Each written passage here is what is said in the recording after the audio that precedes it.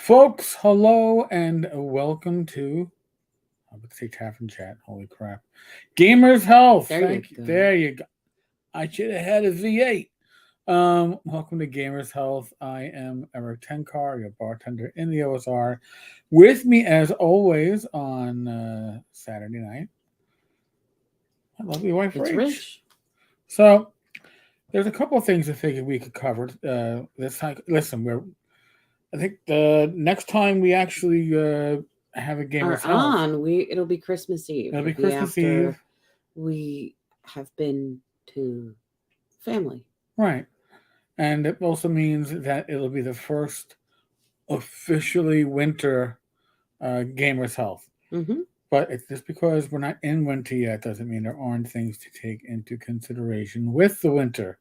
Especially those of us that live in colder climates where ice, snow becomes part of the yearly ritual. But I figured I'd start off a little bit lighter before we get into that. So, okay,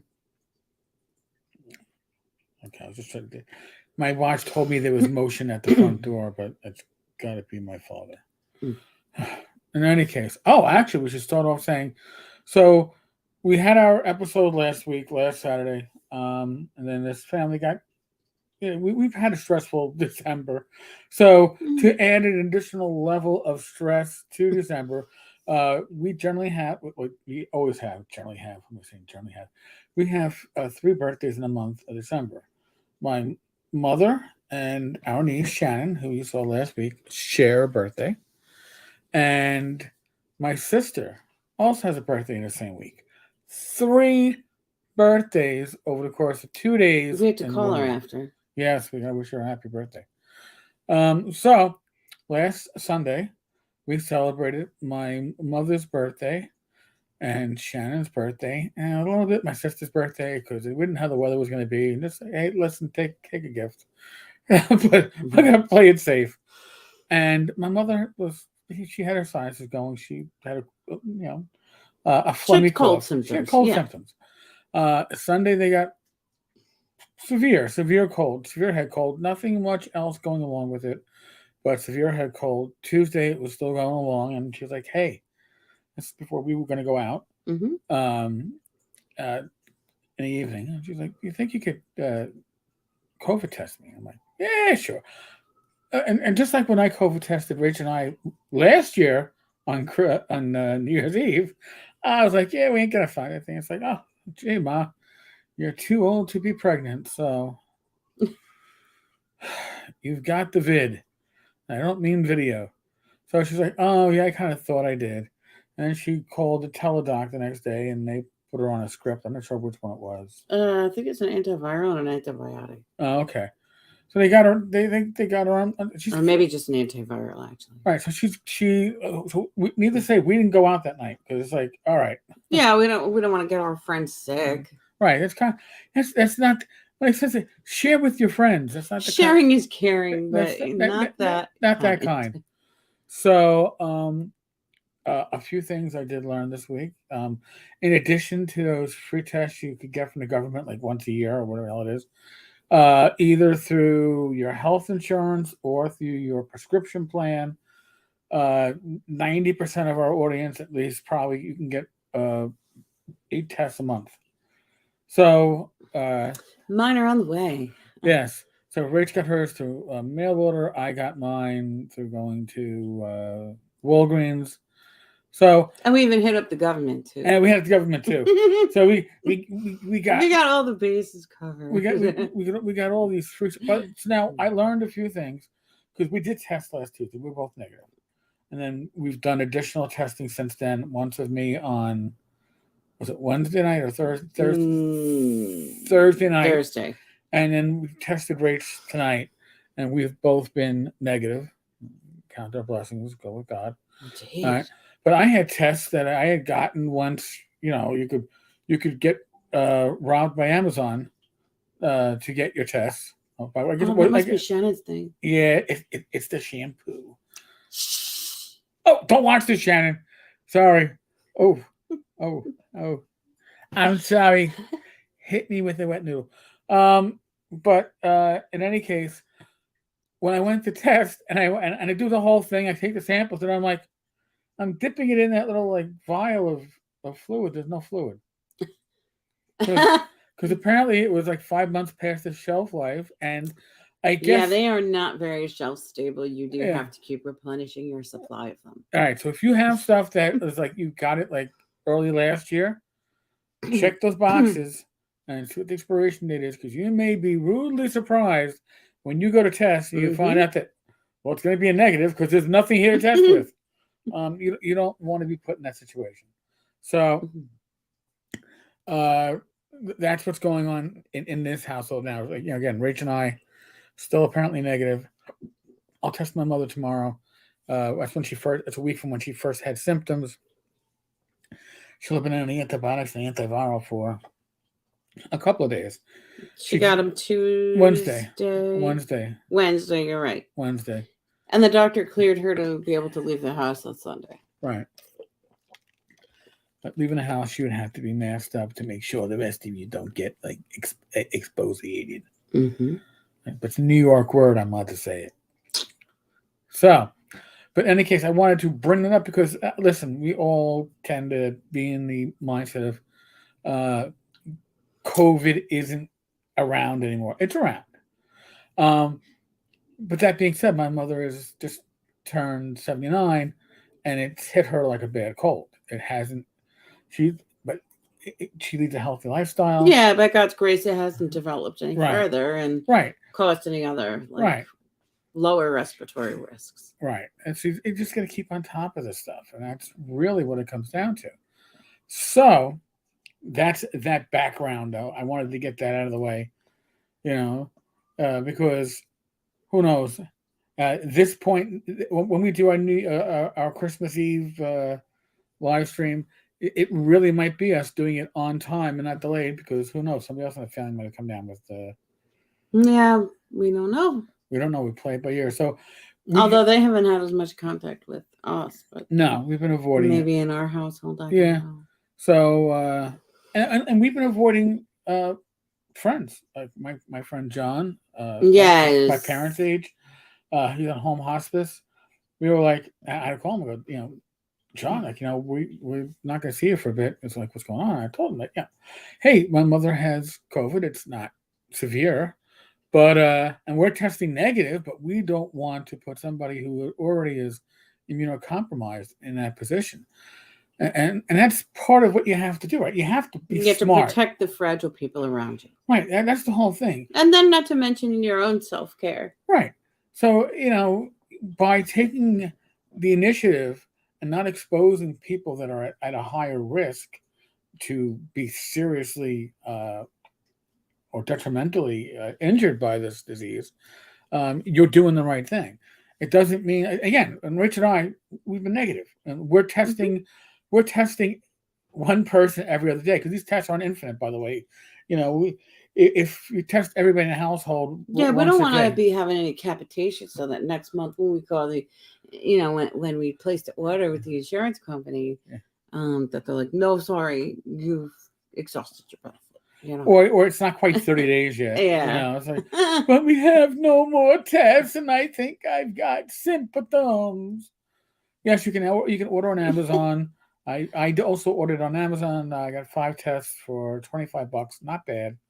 But that was just to give us a little get us through, because we didn't know when we'd be able to get the new tests. The tests are Tammy. There is on, if you go to Amazon, there is a pack that is 5 tests for I think $25.98, something like that. But the tests that I got from Walgreens, if I was paying out of pocket, were 2 for $24. Yeah, the other ones are there's more planning involved. So like, you want to have them in your house, sort of like a first aid kit, kind of, right? So that they're always on hand, because they, it'll take your insurance company a couple of weeks to send it out to you, or like your Express Scripts or whatever your pharmacy benefit. But you have to check your own benefits, because your benefits, might say, hey, you can pick it up from a local pharmacy. I think the other option with Rach would have been she could have bought the tests and would have been reimbursed up to $10 a test or something like that. But if you got to go to reimbursement, screw that. Yeah, you're kind of in trouble there. It's always dangerous. Shadow, Tom, welcome. So that's the current events going on. So, and by the way, my mother and my sister had the important conversation of what are we doing for Christmas dinner, because usually Rich and I take care of Christmas dinner.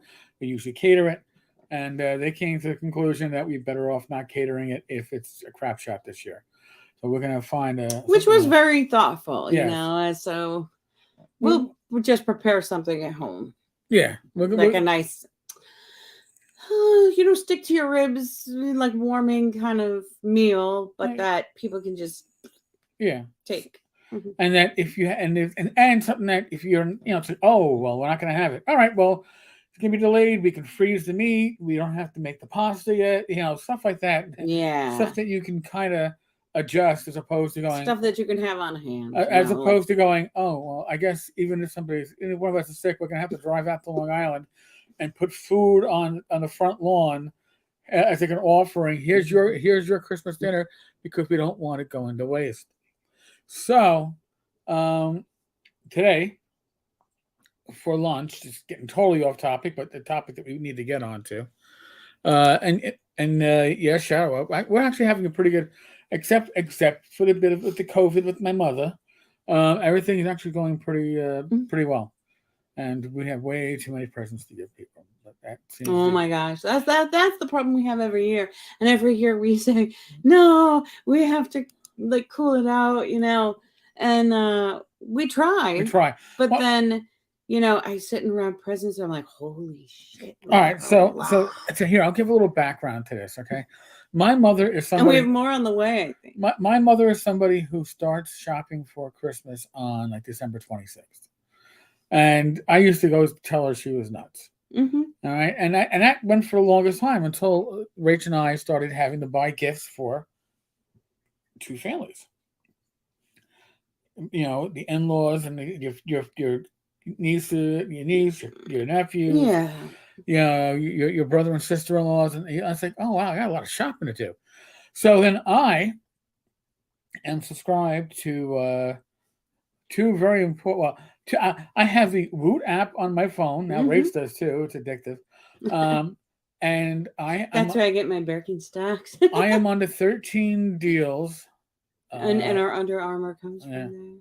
I am on the 13 deals, text messaging and email notifications. I get probably 3 or 4 emails a day and one text message of stuff that is usually deeply discounted. And 9 out of 10 items you look at and you go, yeah, no. And then 1 out of 10 I go, Rach, what do you think? And then if it's a yes, then it's like, oh, okay, then is it a yes for us to get one for ourselves, or is it a yes that this is something that's going to be good for gifting? Because I wonder if I might be in the chair. What are you looking for? No, it's good for gifting. Yeah. So when this came up, one of those. It's a journal. It's a journal, but hey, I'm a gamer.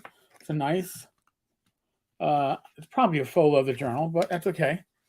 With pages that you can replace. If I can find graph paper the right size or lined paper. Right now, it's great for sketching. So something like this, we have writers in the family who have people that have customer bases they got to deal with. And actually, it's a pretty cool gift. So that's like, oh, well, if I'm not buying just one, I buy more. And they were really pretty, like the detailing on it. The detailing is very nice. This is different than the one that I have. It has like sort of these nautical. Yeah, I gotta turn it the other way. Etching. Oh, okay. You gotta catch the. You gotta catch. Yeah, catch the light. You can kind of see it in that one. Yeah. But they were just very pretty, and when we saw it, we said, oh yeah, we know people that could benefit from that. So that's what happened. So that's why gifts kind of pile up throughout the year. We have a closet that we just shove them in, and then like we keep Christmas stuff in there because I won't put it up in the attic anymore because it just goes missing. I know. And like we hole. had a Christmas tree like just go missing, and I was like, It's the black hole of the attic. But I was like, I'm so glad I kept my ornaments down because I have a lot of like sentimental ornaments. Yes. So yeah, we always keep it down now. So like the Christmas tree has its special box and it goes in that closet. And so when I start to prepare for Christmas and like to decorate, I take all that stuff out of the closet and it's like, oh my God, who knew we had so much room? Right. Oh, listen, the room, the closet might even be 4-dimensional in space. We seem to get a lot of stuff in there. But what's really good about this is that I've learned that we can accumulate gifts throughout the year, and then then Rachel's good at this. So usually at the beginning of December, she starts pulling everything out, and then she starts figuring out where stuff starts going and who we still have to fill gaps for. Because a lot of times some people are going to make out really well because we have some really good stuff that you have to strike while the iron is hot. If you were looking to buy this stuff for somebody and you went, oh, they need this, and I've got 4 days and then to we get have it. some family members that you are kind of particular with certain things that they would want. So you have to to honor that stuff too, right? But still kind of like accumulate the bits and pieces here and there. So that's the Christmas aspect of it so far.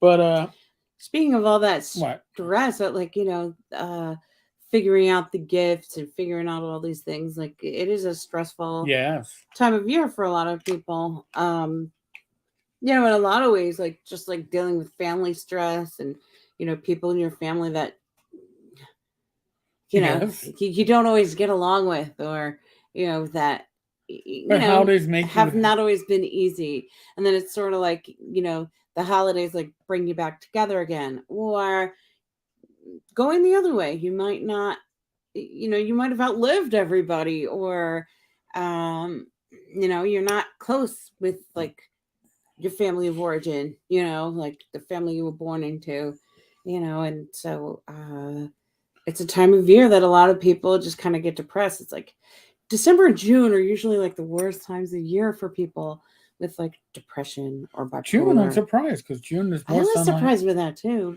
But again, it's like the poles, like you have like the 21st is Wednesday, right? So that's the longest solstice, the longest night of the year. Yeah. And so, the seasonal depression, regular depression, if you're someone who is prone to depression, and you have it with other illnesses, this time of year can be really difficult for people. And so, being able to sort of know ways of being able to kind of get through this time it's useful. It's helpful. And part of the issue too, and I guess maybe why December is worse for a lot of people is because you have two main holidays, and they don't apply to everybody. I'm not assuming everybody that's watching this is Christian or Catholic, but we have Christmas, all right, which is going to, a lot of families, that's a 2-day celebration. And then you have New Year's Eve and New Year's Day. So even if you're somebody who Christmas doesn't mean that much to you, you have the social obligation to deal with a lot of times. Like, oh, what am I going to do? Everybody wants to know, what am I doing for New Year's Eve? What if I just wanted to sit in the house and like watch the honeymooners? And that might be an option if that's something that has you happy and engaged. Right. But some people stress out, what am I going to do for New Year's Eve? Like I have to, if I don't do anything for New Year's Eve, people are going to judge me. Nobody gives a fuck. Okay, I'm sorry. And anybody who does, do what you want. Yeah. Anybody who's that concerned isn't a friend. Okay? I guess that's like one of the first points of like, being able to handle some of the depression, some of the stressors that come up around this time of year, being able to sort of know the stuff that you can control and the stuff that you can't. And, feeling okay about exerting the control over certain things that are in your domain. Right. Yeah.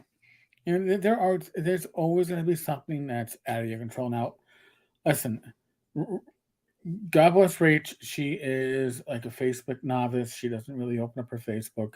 She'll be asking me, "Who's this person?" I go, "They're a friend of mine from the OSR." Yeah, accept their friend request. Yada yada yada. But I do see, uh, and I think, and I've seen an increase over the last month or so. Why?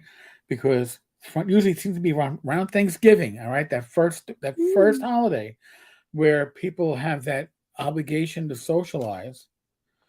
Either people bitch and complain about who they were forced to socialize with, or they bitch and complain that they had nobody to socialize with. So, starting with Thanksgiving, if you or somebody who's already feeling isolated and alone, it starts kicking in at Thanksgiving and it continues straight through the new year, because you've got these three holidays that are geared around socialization, whether it's family, friends, your larger community, whatever. And even if you're not Catholic, if you're Jewish, you have Hanukkah.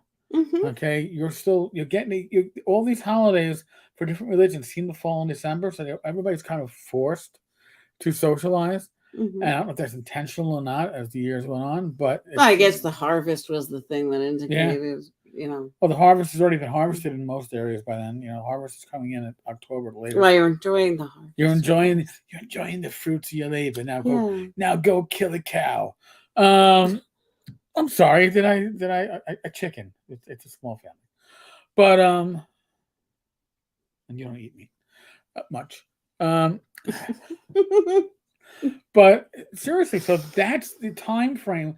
So I have a Facebook friend that I don't live anywhere near them, but I know them. I've met them in person, uh, and they are really struggling with this time of the year. And honestly, I think they struggle throughout most of the year. Yeah. But they struggle worse. And for some people, social media is the way to say the shit that's in your head that you wouldn't say to somebody else face to face, because they'd probably look at you and go, "You need help." And where with social media allows people to vent and express, and there's good to that until you get to the point where you have people saying, "Oh, all right, well, I don't want to unfriend this person because that's rude, and I do like them, but maybe I'll just unfollow and no longer see their shares." And maybe for your mental health, maybe that's the place to be. I don't know. I mean, I know a number Again, of those things that are within your control and ways that you take care of yourself, and part of it is like having boundaries too. Like, sometimes we have people in our lives who just, they don't have boundaries for whatever reason. right. And, they just kind of,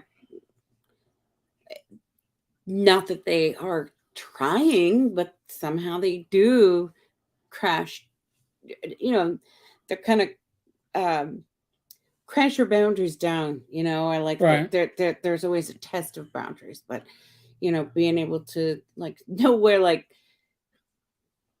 my problem begins and ends, and then the other person's problem begins and ends. Right. And I hate to say it too. This is the time of the year where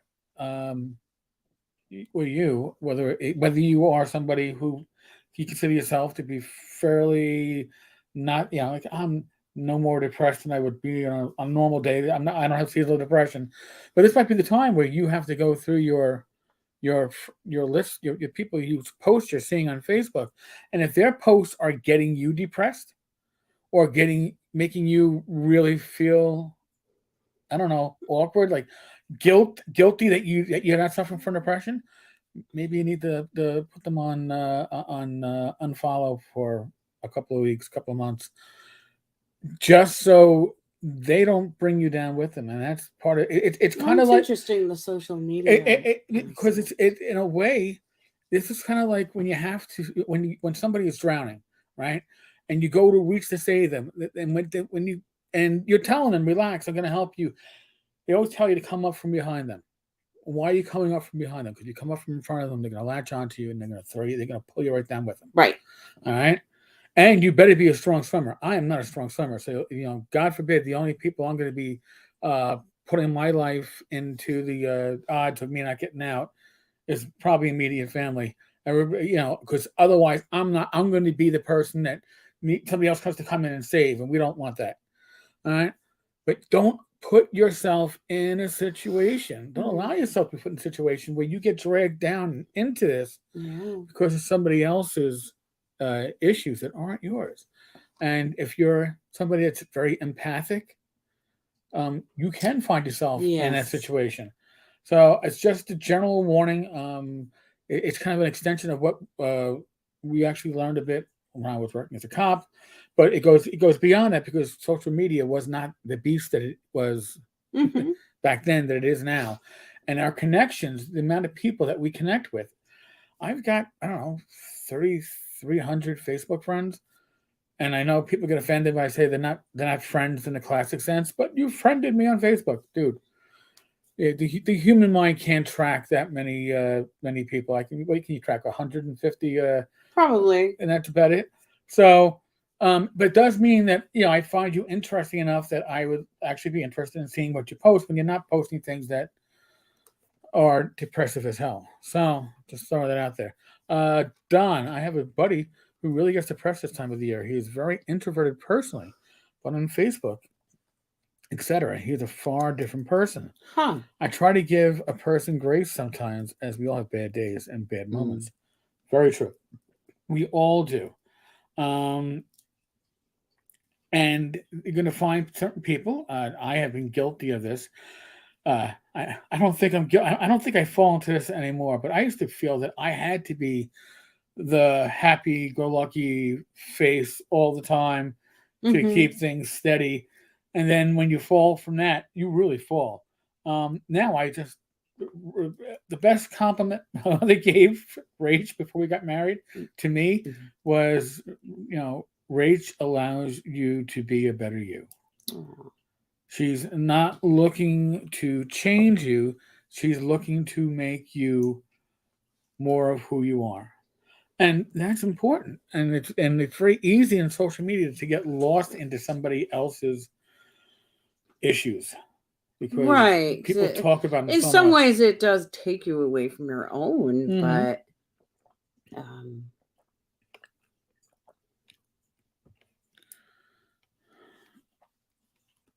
it might not be what you want. Tom, I have a friend who self-destructs every March. Oh, which is the anniversary of the death of his mother. Oh, yeah. His aunt and his girlfriend. Wow. Yeah. So Tom brings up something good to remember. Like, a lot of times people get depressed around this time of year because, some kind of trigger like Tom is talking about, or trauma, or, we might have lost somebody around this time of year, or, we're thinking about what it means not to have that person alive. No, you're definitely right. I mean, and listen, like Thanksgiving in this family, we gotta look at it and it's like, wow, we lost my it kind of opens, the whole season opens in a weird way. Yeah, well, actually, like my mom opens with your mother. On the 14th of November, her birth on passing day, and then 2 weeks later was Mary Lou, right? And then of this year, well, the same day. The same day. It's how many years later was it? 8. Wow. 8 or 9. And it's not. There's nothing wrong with saying this stuff affects you. Yeah. Okay. I think the issue becomes when you're allowed to remember it and get and honor what it is, and honor that person. Right, but don't let it consume you. And I know there are people who, on some level, I'm not saying all, I'm not saying many, but probably very few. They on some level they want to be consumed by this grief because it gives them an excuse, like Tom was saying with his friend that got out of control. Sometimes people will like, I need an excuse to drink. Back in your mind. So they give themselves enough grace to mess up. So I have an excuse. So, and I'm not saying this is conscious, But I've seen it with people I've worked with that it was like it's like you're looking for the excuse to yourself and maybe to your spouse for getting all fucked up on alcohol but it's because you had a trigger event. But this trigger event happens every year, so it shouldn't be as triggering every year. At some point, you should be able to cope Right. with What it. do you learn from the relapse, or what do you Right. learn? How, what did you learn when you refocused last time in that process? So it's an Kind of like a interesting. cheat day. Yeah, it kind of like is, but why are you making it into such Mhm. a cheat day? Tom, holidays can be tough when you lose somebody very close. Yeah. With Danielle passing. Oh, sure. Sorry, Don. I admit I have my moments, but what has helped me was talking about it, facing it. Yeah. But don't use it as a crutch. Don, that's about the healthiest statement I've heard Right. anybody say about that. I mean, honestly, as long as you can respect the moment, respect the person, grieve the person, and at the same time appreciate what you have. This is all a balancing act. Right. Even like, you know, maybe starting like new tradition too, like Mm-hmm. at holidays, like for that person that you lost, because it's like you want to be able to honor the fact that, you know, you lost that close, important person in your life. And then, sort of do things that sort of embody them, Mm-hmm. like if they liked going to a certain place around the holidays, or, you know, looking at the Christmas lights in a certain neighborhood, or anything like certain ornaments that are on the tree, Yeah. whatever the case is, but certain things that are specific to them, to bring them sort of into your room and into your holidays, because the goal isn't forgetting. No, the goal is to remember and respect. Yeah. I mean, and that like my son Chris was 13 when his mother passed. She was only 38. Every year on the anniversary of her passing, we'd got to go to the cemetery. And then after like I don't know, 6, 7 years, Hmm. it wasn't. He had to go. He'd still talk about it, and He'd plan it out. He would, but then it went to a different stage of grief. Whereas he would grieve within, but didn't visiting the grave site wasn't going to be the same experience. When he was younger, when he was younger, it was like every holiday, yes, and that we would yes, go. And then, as the years went by, it would be her birthday mm-hmm. and Christmas, and things that were really meaningful. But now he simply remembers it, Yeah. and again, grief changes in its stages for most people, not for everybody. I'll be stereotypical. If you're an old Italian woman, that grief is going to be the same grief for you for the next 30 years because and the Italian families that came over from the old country. So these are the friends that I knew when I was a kid. Mm-hmm. They they had their tradition of so and so passed. This is our day of mourning every year. It's like, oh, geez, it doesn't ever get better. I guess you shouldn't have a large family because you'll be doing this way too often. Mm. But that's just different traditions. Now, Mm-hmm. did you guys get a chance to check out our therapy versus therapeutic video? No, but thank you for reminding me. Oh, I didn't know. I will have to check it out, Shadow. We will have to watch this. I guess after the Bills game, that will probably be on the TV set after we finish this. Only because the Bills are playing the Dolphins, and as the Dolphins get their asses kicked, the Well, Jets it's have freezing a and chance. snowing up there in Oh my Buffalo, God! so. Yeah. Oh. Volunteer at their favorite charity. It's a very good idea, Tom. Yeah. Don, Tom, exactly. You can connect with your lost loved one by doing something that would make them happy. Yeah. if they were alive. Yeah.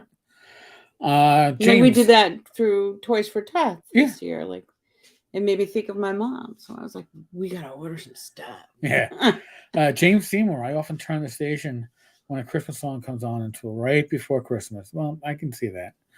I listen, but my You want to reason, save your joy. but my reasons are different. Okay. Before I became a cop, I worked retail in a major department store, and I hated the Christmas season, especially those 2 weeks before Christmas.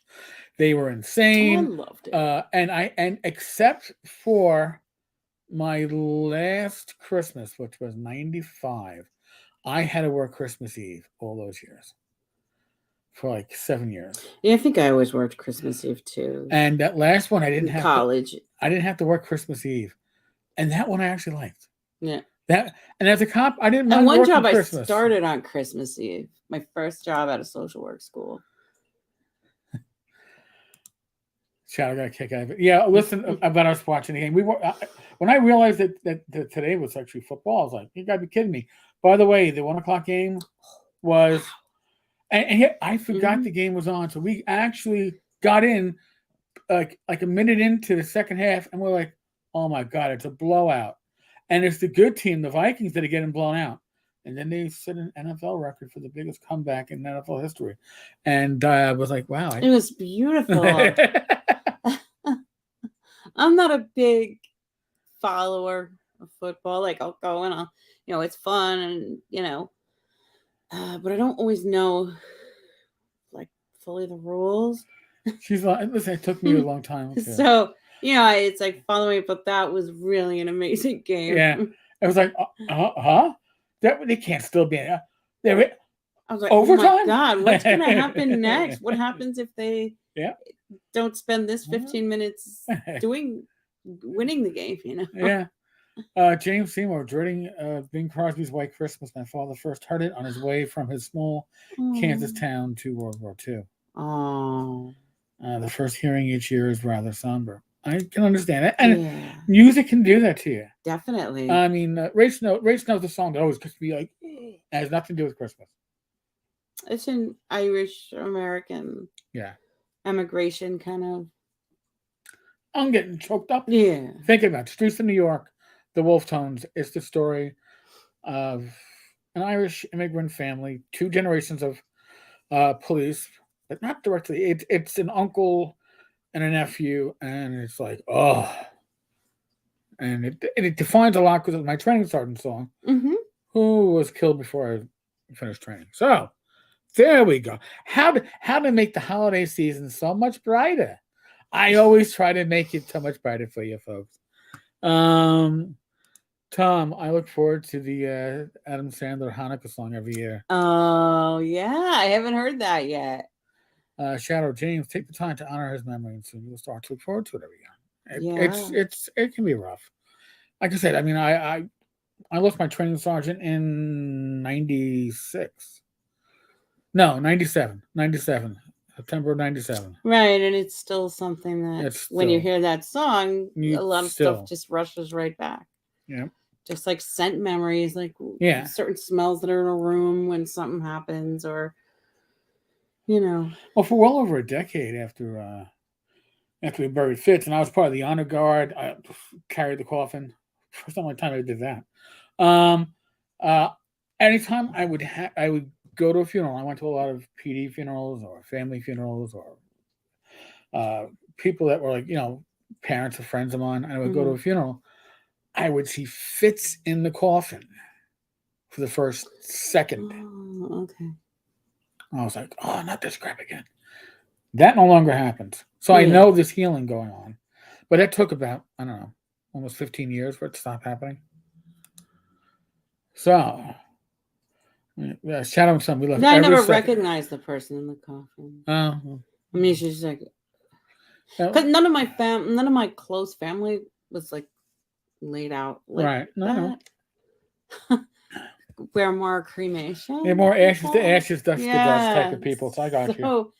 Like when I would see it, like with colleagues or bosses or whatever, or that was my first kind of like exposure to it. Right. I'd be like, All right. Well, this doesn't look like her or him, but they say it is. So So I'll take their word for it. okay. It's Yeah. like, alrighty then, if you say so. Yeah.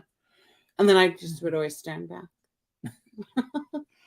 All right, so we're gonna shift gears again. You're the one that made me get closer to the coffin. Like Okay. each time that I've gone. Sorry, I'm the one whose You're career. like, come on, Rage. You're like, Rach, I'm the one whose career had me stepping over I'll or stand back here. onto deceased people, and it's like, yeah, you know, like when Mary Lou passed, I was the one who's like, Yeah. I'm up. Besides the fact I could look at the body and know, I was like, I guess I better just check for that pulse. Yeah, there ain't nothing there.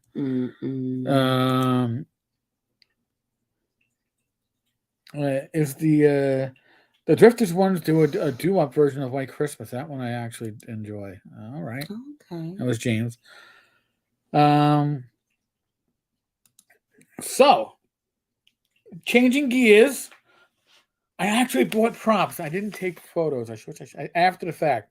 I'm gonna give a quick write up. Probably I'll get the newsletter out this week, probably tomorrow.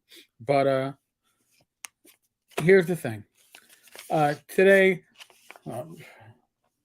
Rach does a weekly weigh-in. I do a daily weigh-in because I have to.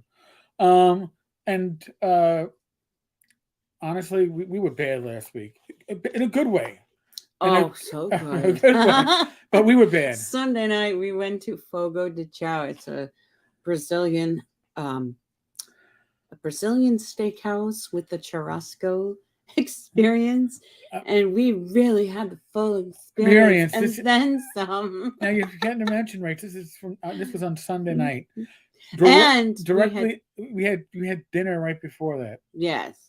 Because it was a birthday cake, so he couldn't pass it. So and cake, yes, and then more cake in the end. Oh my god!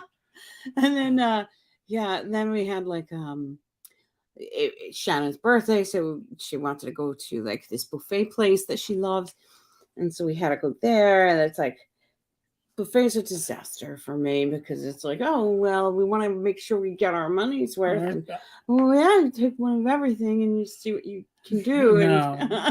And no, it's not really good. And I'm learning that with on my once a week injection Manjaro that I cannot eat like I used to eat. Yeah. So I can't be like, I'm going to treat food like I'm a camel, but instead of storing water in my hump, I'm going to store food in my belly. Can't do it. I just can't. So today though, I was like, all right, you know what? We have our freezer is full. Let's start digging into our freezer. So I had we had a pickup at Costco a few weeks back. They have cauliflower rice. It's a fried rice, and it's seasoned, and it comes in their like freezer section. Yeah, and it's got like carrots and corn and peas and so I was like, all right, you know what? Got my biggest pan out. What's it? Not a granite stone one. The hexclad, the ones that you can take metal instruments to and not hopefully not scratch it. That are so classy. They come in dust bags like a perfume. So it was actually it. So here's the thing, and just real quick, it's a delicious way to make your cauliflower not taste like cauliflower. So like I said, my mother is COVID positive. She hasn't really been cooking, so I went downstairs.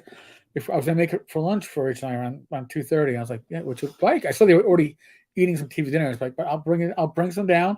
You can have it for dinner." I didn't think they'd like it, but you know, but we actually happened to really enjoy it. So I took, I think it was 3 bags.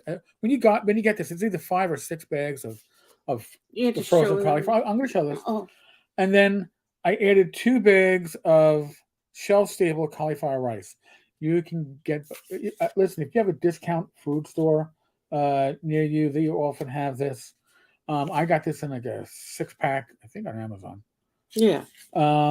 If you see the nutrition facts, 25 calories a serving, 60 calories for this whole thing. Yeah. I think 5 net carbs for this whole bag. So I was like, all right. So I put some frozen peppers and some frozen chopped onions in a lightly sprayed pan. Then I put the 3 of the frozen mixture, frozen cauliflower rice, into the pan. Cover the pan because I want to melt the cauliflower rice, and it's frozen. It's got a lot of water. Right, That's a you're trying to problem. get the moisture out. Well, not at that point. At No? that point, I'm just trying to get everything melted, defrosted. Okay. So I'm doing that, and at the same time, I'm heating up a Tyson rotisserie chicken strips in our little oven, a little ninja oven, because you have to have chicken fried rice, right? You can't have, or pork fried rice, but I didn't have like bacon bits. That would have worked out okay too, probably. So I did the chicken fried rice going. I put my my already cooked Tyson rotisserie chicken strips in the oven. That was about 20 minutes. And it was so good. So then what I did is once the stuff started, it was defrosted. Then I put 2 more packets of the shelf stable in with it, mixed it in, covered it for 2 minutes to let it get warm, and then I took the cover off and mixed and let it on medium heat because I wanted to get that moisture out. I wanted to get to the point where if I moved the cauliflower rice to the side in the pan, that there wasn't going to be all that much water on the bottom, because you don't want water in your rice, even if it's cauliflower rice. So then once that got to the point where I thought it was good, I went to my closet and Oh, yeah. best of Thailand Japanese style soy sauce. I don't know about the Japanese style, but here's the important part: 75% less sodium, a lot of flavor. So I don't know exactly how much I put in. I usually just do it by judging by the color. Put a little in, stir it. Put a little in, stir it, because I wanted a consistent color, and the shelf-stable cauliflower rice is not flavored. My frozen cauliflower rice was. Stirred it, turned it down to a low heat, and then I took my chicken out, and I took a pair of scissors and a fork and cut my chicken. I was going to use a cutting board and a knife, but I said it's a pair of scissors works just as well, and I'm a lazy F. And then afterwards, I bowled it and put the chicken in and mixed it up. Rachel and I both had 2 very generous servings, which had no effect on my blood sugar whatsoever. My blood sugar, as far as it was concerned, I hadn't even eaten. My blood sugar was like, I don't know, 82 after eating that. And I brought it down for my parents. And then I checked on them a few hours later, and I saw they were done with their dinner. And my mother was like, "That was cauliflower rice?" My father was like, "I thought that was regular pork fried, chicken fried rice. I thought it was awesome." I was like, they liked it. They really liked it. It's an inexpensive meal, especially, listen, if you don't want to get the frozen stuff, you can just use the shelf stable. And then your own vegetables. Your own vegetables. I would, in addition to using the soy sauce, I would probably put in maybe maybe a teaspoon of balsamic vinegar before you start cooking, to give it a little extra tang to the rice. Right, you can put ginger, and you can probably put like cilantro, and maybe a little bit of a lemon pepper, but certainly definitely pepper. But since I didn't bother with that, because I knew the bulk of my cauliflower rice was already spiced, and I was adding the soy sauce.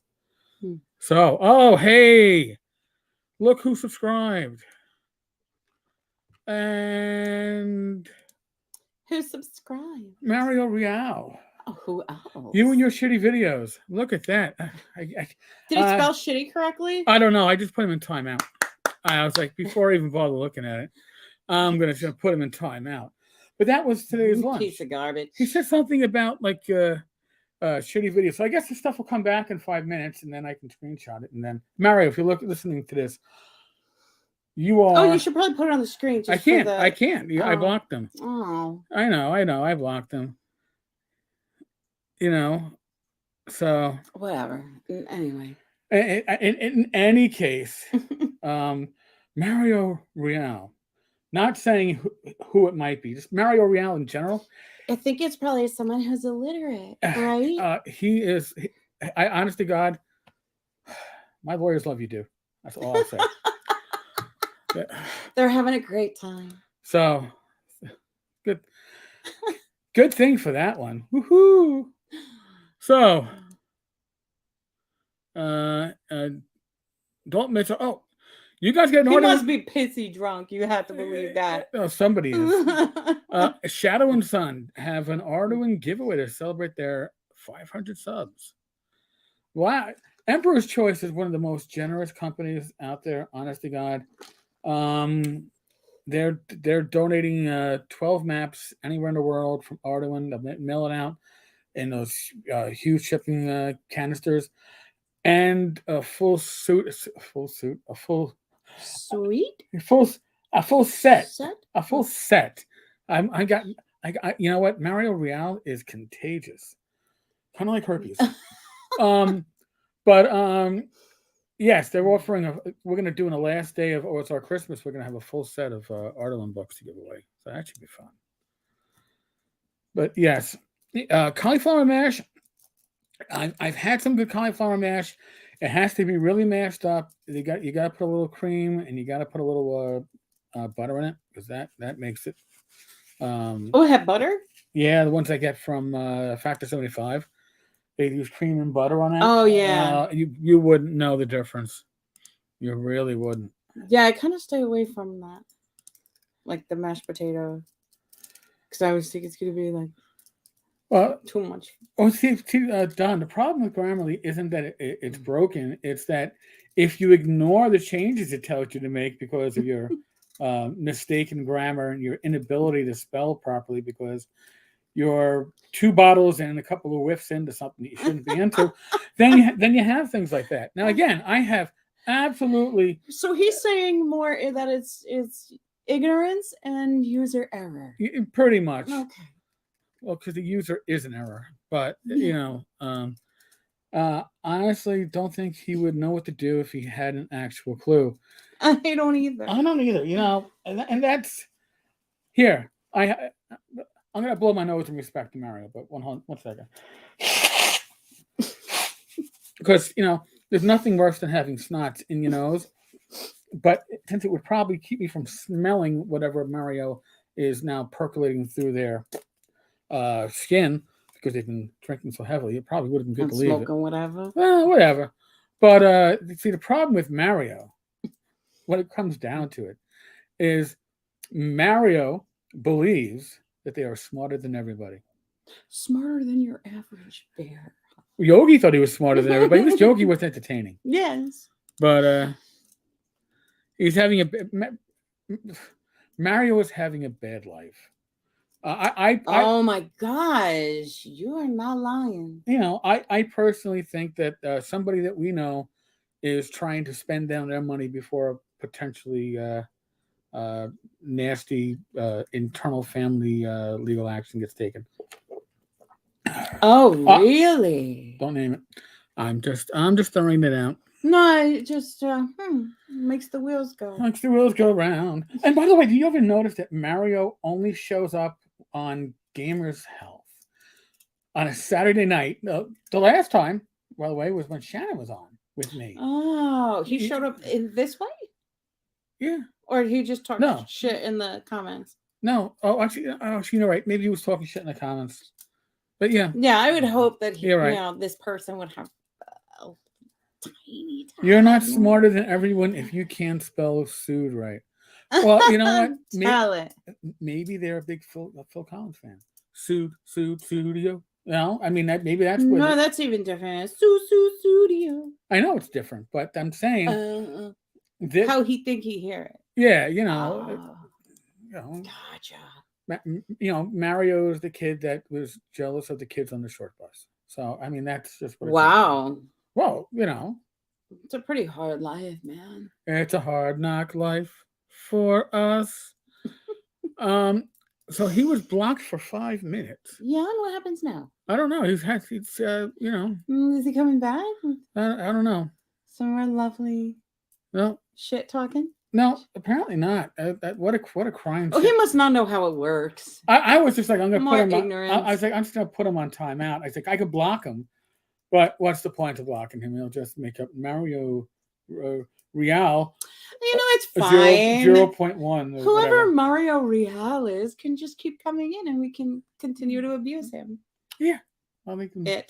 Well, are you saying that they're We don't know. Oh, they could be non-binary. They could be absolutely non-binary, and we need to respect that. I respect that. Yeah. I could certainly see that because he is somebody who's obviously conflicted. So I would have to say It does sound like that from a lot of the things that they've written. By the way, Redshift, welcome. We're not ignoring you. We're just mocking we're just mocking a troll that dropped in for a second. Talking trash about trifling trolls. Was it Don? I am still willing to go live with Mario, and we can chat game design, art, and second grade English. Ooh, what? Sounds deep. And you have to show them how to do spitballs and not swallow it, because I'm sure that's an issue that they're suffering from. Oh, You better watch out. You better watch out when you say 10 carp, because you know. Yeah, I know. uh-huh. I know, dude. Mhm. Guess what? You're Mario. Mario. Not saying anybody else.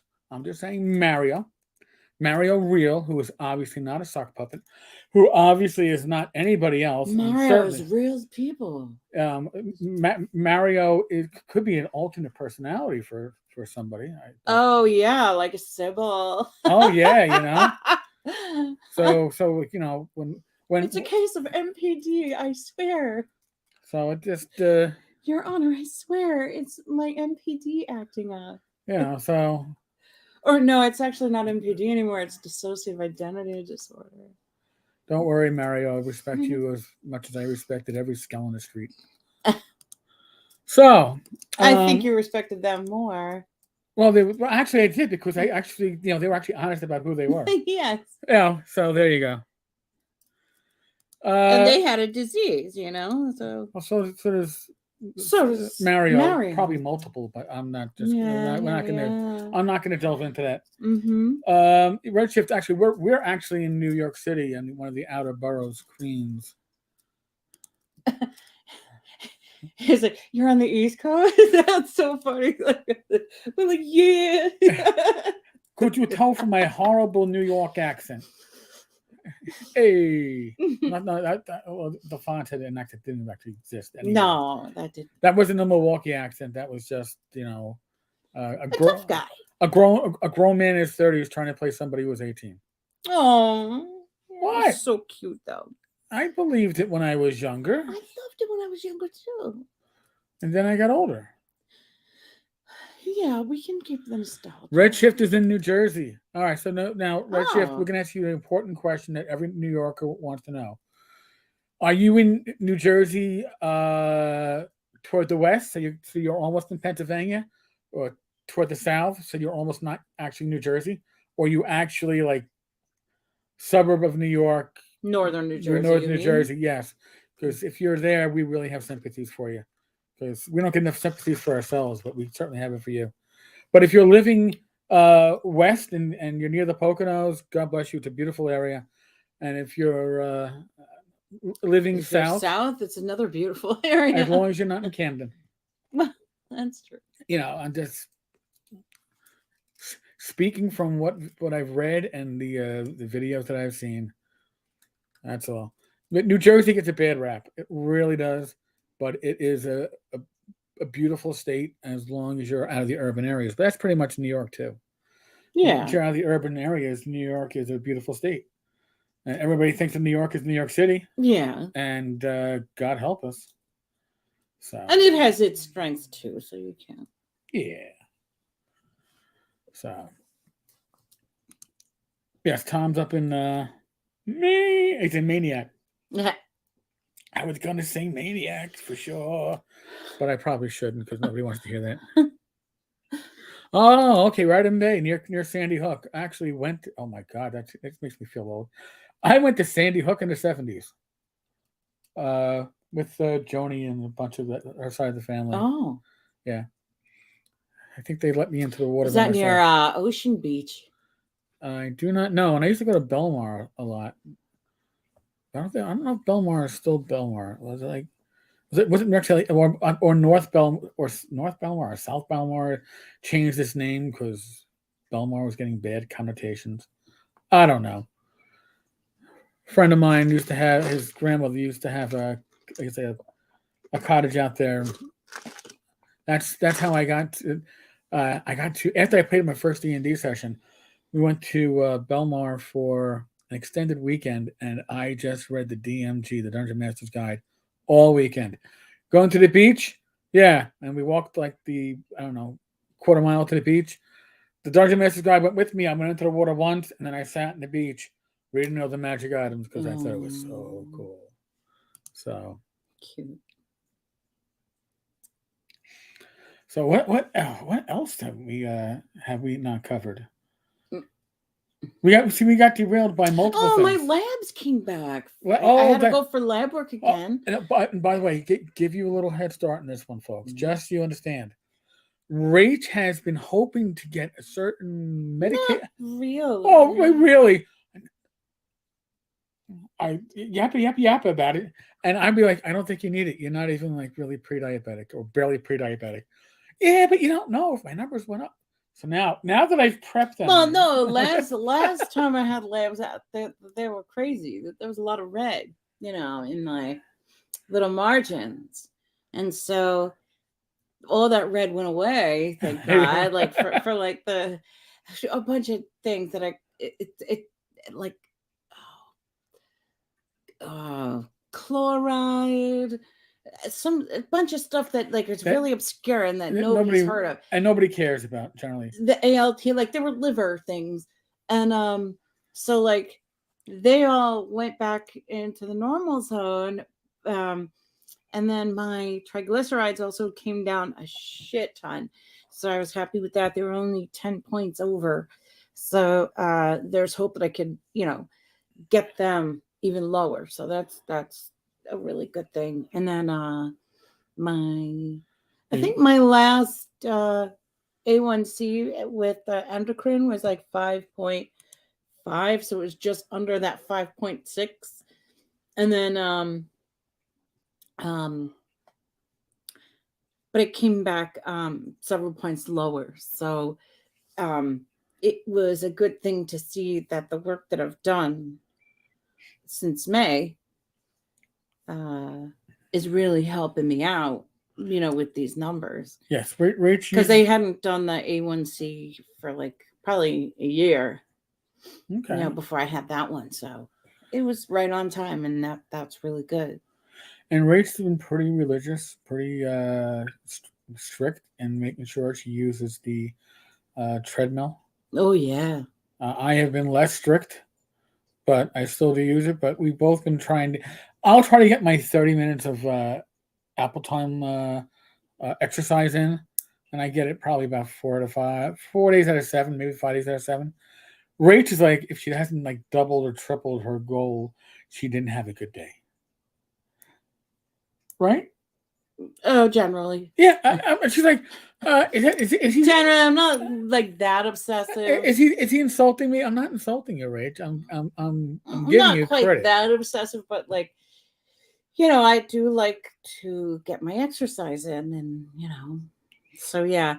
Today I did treadmill and my dumbbells. So that was good. I did Romanian deadlifts with 20 pounds in each hand, and then I did front squats with the 20 pounds in each hand, and then I did 20 pound bicep curls, but they started to get really uncomfortable. I was like, oh, so this is what she means when she talks about you work until failure of the muscle. Yeah. I was holy shit, I can't get this thing out of the son of a. Yeah, because I did two sets of 15. And I was stubborn. I wasn't letting that 15th go. So I was God damn. Yeah, exactly. And I did what do you call hamstring curls? Created a monster. And a monster. and then my pullovers. Those were with the 22. I don't. Yeah, and then the uh, these like when you do the pullovers, you do it in a glute bridge so that you're working more than just your chest. Right. And then yeah, so Red it's shift. good. I force myself to do push-ups every day. Oh, that's great. That's awesome. I mean, my exercise usually comes down to a lot of shadow boxing because I'm trying to do something with my exercise, which is not necessarily build up muscle, but I'm trying to. I got stenosis in the left shoulder, and I have some kind of uh, tightened muscle in my right shoulder. So really, my orthopedist is like the only way you're going to keep your shoulders is by using them and exercising them. Yes, it's stretching. So, and also I found that I tend to sleep better. We don't go to bed till about 1:30, 2 o'clock. But if I exercise from, say, 150 to 205, sorry, not 150, 1250 to like 105, 110. So I exercise for about 15 to 20 minutes before going to sleep, like a half an hour later. I sleep a lot better. I got a nice dip in my heart rate. So it's just little things that you have to think around. And because I am very medicated for my heart, it takes a lot of exercise for me to even break, and get my pulse up to 100. Even if it was like, oh, But what's good is that your watch measures and can, yes, know that there's a baseline. right, Where no, like sometimes when I walk, like um like that day when we walked with your mom because we had to walk slowly, my yes, body, the watch didn't trigger because like I had it set that I was walking outdoors, but my body was like, you're not doing anything. yeah. It's like So I got no credit for that walk. not a credit for you. No. Absolutely nada. Well, I had Even on the treadmill, like I had to get my heart rate to a certain place, and okay. then I'll get full from that time that I get it there. Uh, That's when I get full credit for the exercise, for the indoor walk. okay. It's James gives you an FYI. Or FYI, sorry. Expecting some sub-zero temps this week will make its way east for the season. Yeah. So, Thank God we have that treadmill in here. yeah, because of the weather, like this last couple of days, we got a lot of rain here in New York City, the Poconos, where my parents have a small house. It's been in a family for like 50 years. It got like 12 to 14 inches. So then we were like, well, somebody has to get up there. Nobody's been up there in a while, and we got to check the amount of heating oil that we have. Well, now initially they were saying for Thursday, Friday of this coming week, they were expecting between 12 and 16 inches. Now they're expecting 3 inches over those days, but that's because Thursday starts out at 46, and then Friday ends at like 7 degrees. So there's going to be ice everywhere, major freezing. Especially because a lot of the roads up there cut through rock, so you can have a lot of runoff from the water table, and that's going to come and hit the road. So that I've already driven back from PA in an ice storm, and that's only because I have to leave. I have to go to work the next day. Yeah, it comes to a point where you just say you have to leave, and we had to leave, and it was because it wasn't going to be any better no. if we left the next day anyway. No. So it's not fun. So I think that Rich and I are going to do a day trip to the Poconos next week, and literally, and I'm going to say this with pain in my heart. Get up by 9 so I can be out of the house by 10 to get up there by 1. Spend 2 hours maybe eating and shopping, and then by 3 o'clock we're turning the car around and heading back to New York. So I mean, not the ideal way. I'd love to get up there for a couple of days, but with the holidays and everything else coming around, just doesn't work. We have a neighbor that plows, right? No, he passed. That was Bobby's father. Oh, he passed away. The one that used to push the snow out. Yeah. Oh shit. Mr. Winkler. Do we have to shovel that out or blow it out? Well, if we're only going up for the day, we don't have to do anything. We're just going to go up. I'll park by the pump house, the water company house across the street. Literally go in, check to see what the fuel level is, and lock the door. That's inside the house? Yeah. Oh, okay. It's in the basement. Do I have a health watch recommendation? If you are in the Apple metaverse, whatever I want to call it, the Apple. Oh yes. So the Apple Watch, there's pros and cons to probably them all. I have somebody who swears by Fitbit. Fitbit will indicate to you when your heart rate changes zones, like to get certain intensities of different workouts. Apple Watch does not indicate that. And I think that's pretty much the only thing that it doesn't. Something I like about the Apple Watch is that, because I've had both, the Apple Watch works with so many different things. Like it'll pair with like a treadmill. Like we don't have that situation because of the type of treadmill that we bought. That wasn't what we were looking for. But like if you go to different gyms and stuff, or like in hotel gyms, it'll, it can detect that there is workout equipment near you, and you just tell it what it is, or pick whatever it is from what it offers. And then also you have Apple Fitness in it. And right. What's nice about that is that if you choose a workout from your Apple Fitness, it will, the watch will automatically go on when you hit play and you start doing the workout. And then you'll get the calories that whatever you burned, but it knows the workouts that you're doing. So that's kind of a nice thing that they have that goes together. What else does it work? It works with a lot of different health apps. Yeah. So if you want to watch that is going to be geared just toward fitness, a Fitbit is not a bad choice. Fitbit is really good. We had them early on, but if you want to, if you already have an iPhone, I would say Fitbit or the iWatch. I would say get the Apple iWatch. If you already are in the Apple environment, then I would say get the Apple Watch. You're going to get a lot of use out of it. Right, and then also price. We can get the SE. It isn't too bad if you don't get the Fitbits tend to be a lot more reasonable. Yeah, but again, both are very good. If you're already in the Apple environment, you're probably going to want an Apple Watch. Right, because we had those other ones. We had Fitbits when we were on Samsungs. Yeah, and the Fitbits we had were fairly early Fitbits, and I think one of them actually just kind of fell apart. I don't believe that it's like, well, it was supposed to be able to go in the water, and it went in the water, and it did really well. But then when it went in the hot tub, it fell apart literally. The glue must have unglued. Yes, it must have been too hot.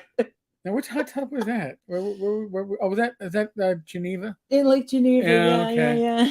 Okay. In the ladies' locker room. Oh, well. So, go figure. All right, I guess our friend is not going to return. Well, that's good. I guess they figured they got banned. Maybe he passed out. Passed out. He's like, oh, I can't comment. But I'm effort. I was like, yeah, dude, I put you on a 5-minute timeout. Maybe you could come back and play. Well, nice. he doesn't read, so he couldn't tell that it was a 5-minute timeout. It said it had some symbol. What does the symbol look like? That doesn't work anymore. I think it looks like a backward S, because I know S from snake. I was like, all right. Oh, it also means S for stupid, right? Yeah. So that's me. So terrible. Now, see, and when it comes to the watch bands, like I happen to like. Listen, I am somebody who has had smart watches since the Samsung era, those early watches, and my problem with the watches is I'm somebody who the band. Oh, I rest my arm on the desk when I was working, And it was so annoying to have that feeling, a thick band.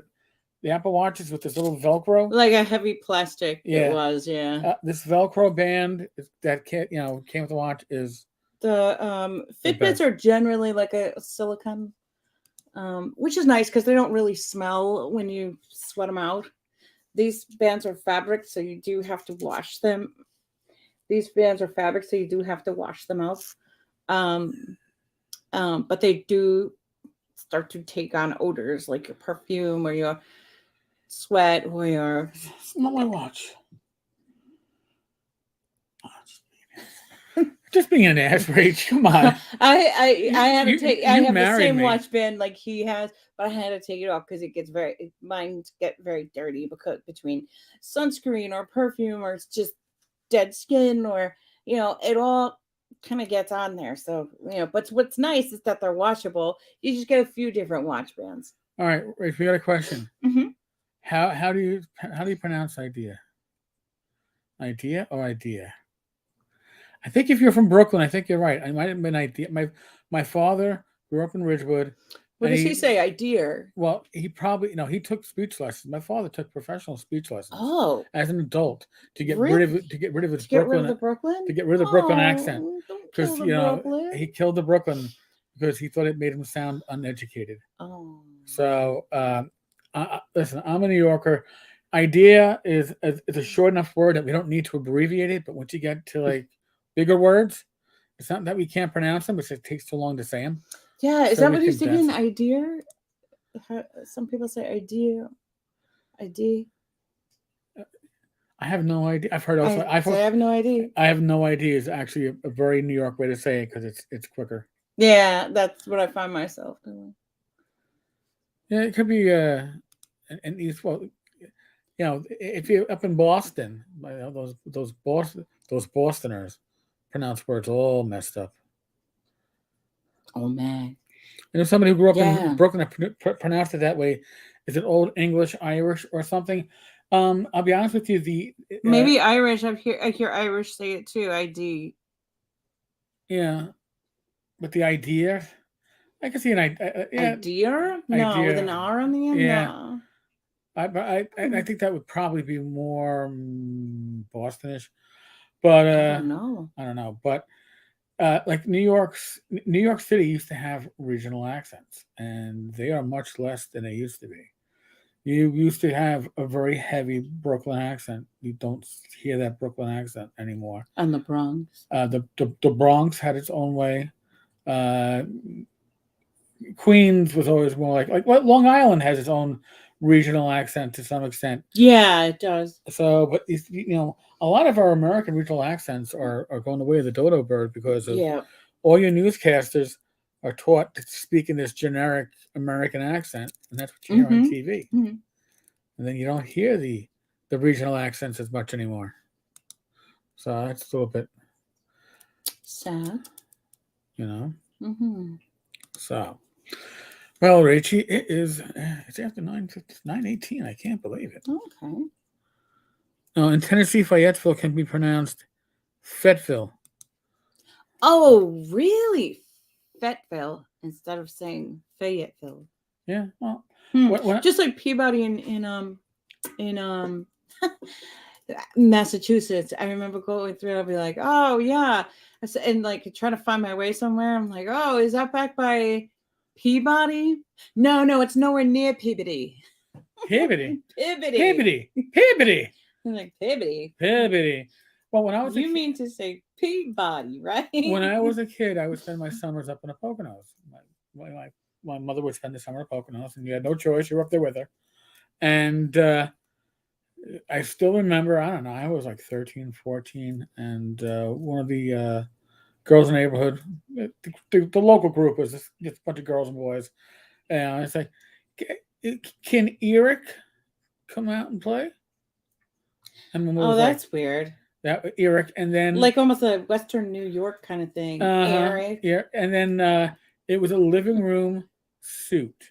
So now, somebody, I believe, I could be wrong, but I do believe that Mario Real grew up in Pennsylvania. Yeah. So a living room. Oh, I don't know where he grew up. Well, They grew up.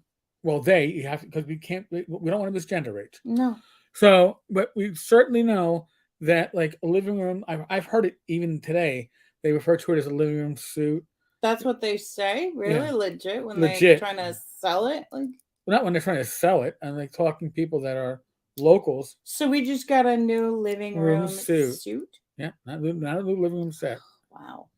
New living room suite. So sweet. So that or living room suite. So if you Sweet. can't get suite and suit, then how are you going to get suit and suit? I don't know. So I could see the issue. It could be just one of upbringing. So I just don't know. I just don't know. So it always comes back to the mother. Yeah, but Tom says, "Good job, Rach, because you pronounced Peabody." Yeah. And the town of Worcester is Worcester. There she, and Gloucester. You'd see it as Gloucester, but Gloucester. And by the way, Rach isn't reading anything on the screen because we know she can't. It's our eyesight. You'd see me going like that. So, oh God. Nutty show. Nutty. You're all a bunch of nuts, I tell you. Us too. Well, yeah. Happy to be so. Happy to be so. So now, here, I'm going to, hold on. There we go. Overstar Christmas is going on this channel on Wednesdays and Fridays on our live streams. All you got to do is get onto the live stream and, I'm going to tell you, hey, we're going to do a random drawing at 9 o'clock. Well, get on there and make some comments and you'll automatically get picked up by the randomizer for StreamYard and we'll award some gifts. Nice. But it's also being done up at 10 Cars Tavern, 10carstavern.com. You have time to comment over the next probably 30 minutes before I close out Thursday and put up for today a new bunch of stuff. So you can comment on the old post right now, comment on the new incoming post that should be up around 10, and then the Substack. So Sunday's Substack, probably 4 or 5 prizes or gifts are going to go out. They're not prizes, they're gifts. Are going to go out from amazing donors. And if you're on the subscription list, you're on that random list to get picked. So it's free stuff. I like giving away free stuff, and I like giving away stuff that I didn't have to pay for. Even better. So I get the gift stuff that doesn't cost me nothing. What's this cost me stuff? I'm giving away a $10 RPG now drive-through gift certificate every day for 12 days, and a Hyperborea set and a box of shit that Rach wants me to get out of the room. Does that make sense, Rach? Yeah, it does. I don't know what the hell it is. In this lovely pile of shit. Yeah, this lovely pile of gaming shit. So it's there's 3 different ways to give away stuff. And what if Mario Real's name is chosen? He's the chosen one, and he's like, oh my God, we'll have a very special gift to send to Mario. Yeah, that'd be listen. I don't discriminate by education, social status, ineptness, inability to use technology, inability to talk to people in a civil manner, inability to be a person. I don't discriminate against that. We're an all-inclusive type of network. Again, I personally think that we should refer to Mario as they. Them. Them, because we do not know how they identify. Yeah. And as far as like a there is a little too specific. And asshole is not a gender. So we can't. So we gotta assume something. Asshole and fucktard are not good pronouns. Oh, see. Oh my.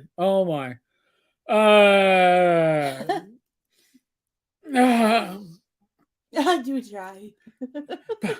I'm gonna tell my lawyer on you.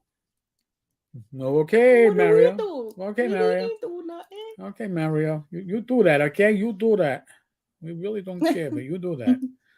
Okay. Tell somebody. Yeah, you tell somebody that cares.